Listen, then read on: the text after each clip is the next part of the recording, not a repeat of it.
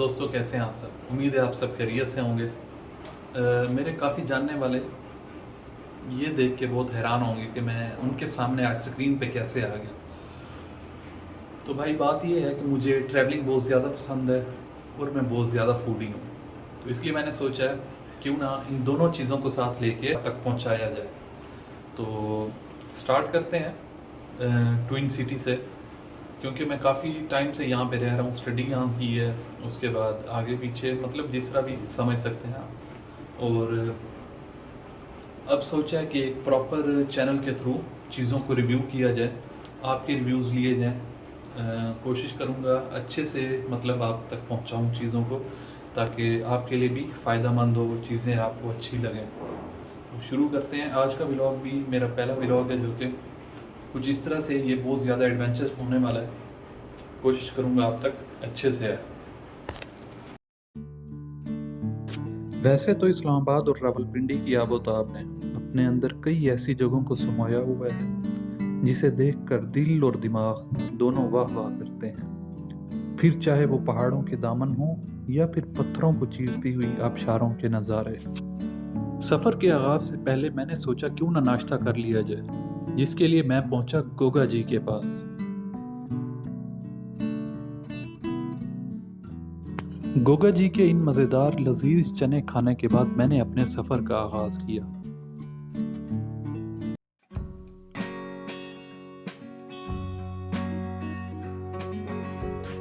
सफरी ज़रूरियात को मद्देनज़र रखते हुए मैंने सोचा क्यों ना पेट्रोल पंप की राह इख्तियार की जाए। पेट्रोल पंप जाके मैंने गाड़ी में टैंकी हस्बे ज़रूरत फुल कराई, क्योंकि सफ़र इतना लंबा और कठिन था कि आगे कोई पेट्रोल पंप नहीं था। तो मैंने सोचा कि यहीं से ही अपनी तमाम ज़रूरियात को पूरा किया जाए।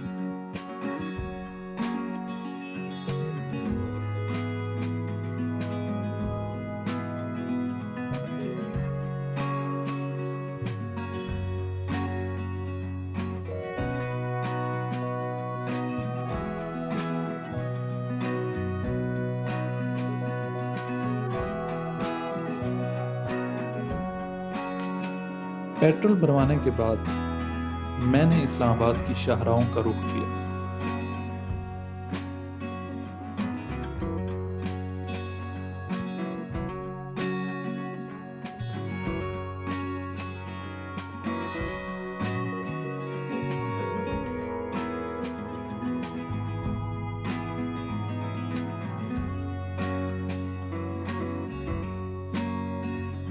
जिनसे गुजरते हुए मैं पहुंचा दामने को।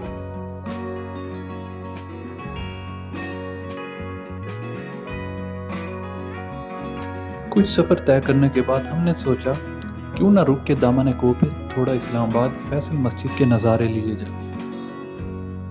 कुछ देर रुकने के बाद हमने दोबारा अपने सफर का आगाज किया। आज की हमारी मंजिल हसीन होने के साथ साथ सफर उतना ही लंबा और कठिन रखती है। इस जगह को लोग नूरी वाटरफॉल के नाम से पुकारते हैं। ये जगह इस्लामाबाद से करीबन 90 किलोमीटर दूर पहाड़ों में मौजूद एक छोटे से गांव तयाल के करीब अपने हसीन नज़ारों से लोगों को अपनी तरफ खींच लाती है।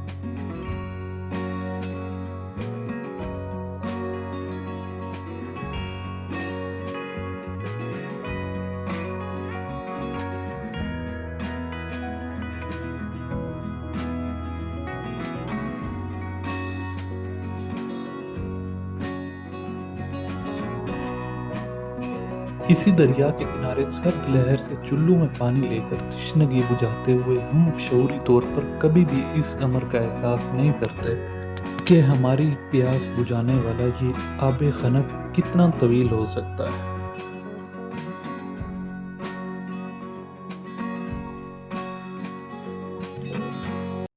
अभी हम कुछ कदम आगे ही बढ़े थे कि रास्ते में पत्थरों से बने दो कमरे दिखाई दिए। जानने पर पता चला कि ये पानी वाली आटे की चक्की है, जो कदीम ज़माने की अक्कासी करते हुए ये सकाफत इसी बात का पता देती थी कि कदीम ज़माने के लोग किस कदर मुश्किलात का सामना करते होंगे। बिल्कुल इसी चक्की के अगम में एक खूबसूरत सा चश्मा आंखों के मंजर से जैसे ही गुजरा तो मंजिल के खूबसूरत होने का एहसास होने लगा।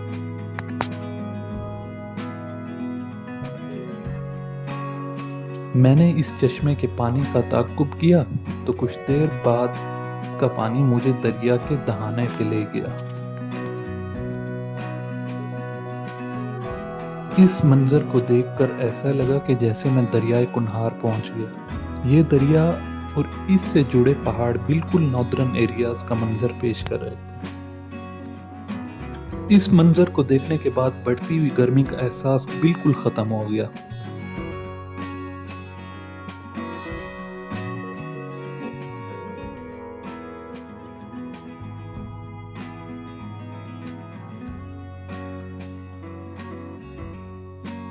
वक्त गुजरने के साथ साथ हमने सफर दोबारा शुरू किया।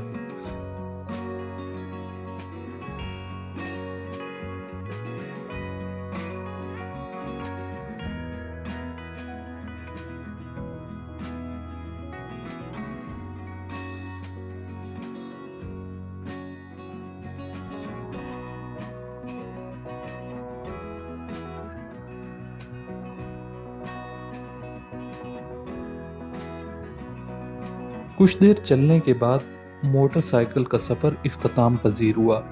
हमने भी अपनी बाइक को पार्क करने के बाद अपना अगला निहायत ही कठिन सफर शुरू किया।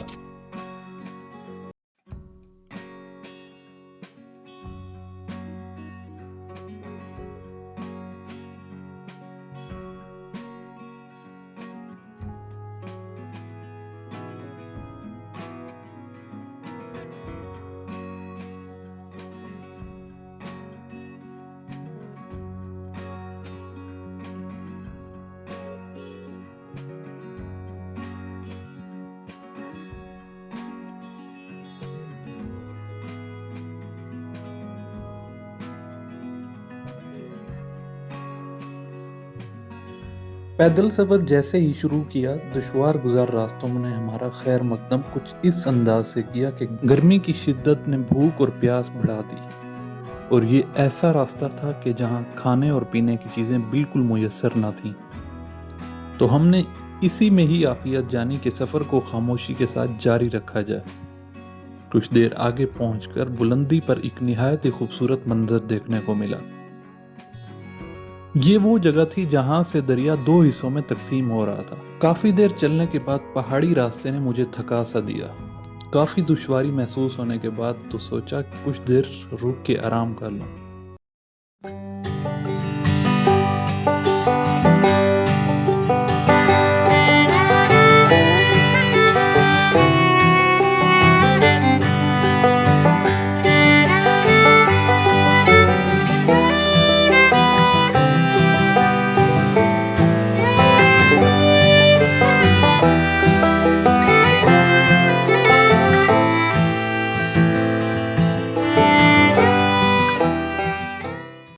कुछ देर चलने के बाद आखिरकार वो जगह आ ही गई जिसकी खातिर इतना कठिन रास्ता तय किया।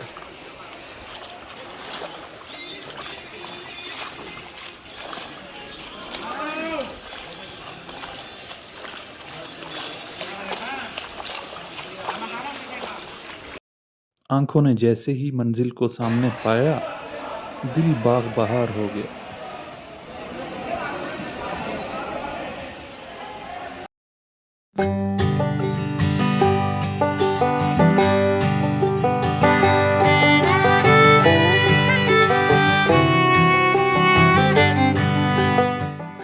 ये है नूरी वाटरफॉल। जिसका पानी इतना ठंडा कि गर्मी का एहसास तक खत्म हो गया।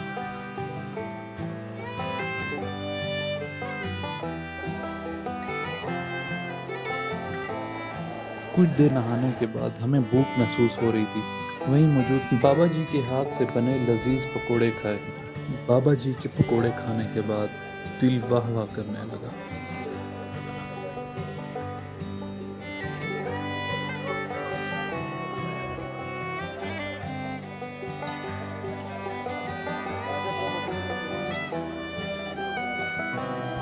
सफ़र तो हम कर ही रहे थे, लेकिन हमने सोचा क्यों ना अपने साथ कुछ ऐसा लेके जाएं जिससे इस सफ़र का मज़ा दोबाला हो। इसके लिए हम अपने साथ यहाँ से कुछ गोश्त और बाकी थोड़ा सा ज़रूरत का सामान लेके गए।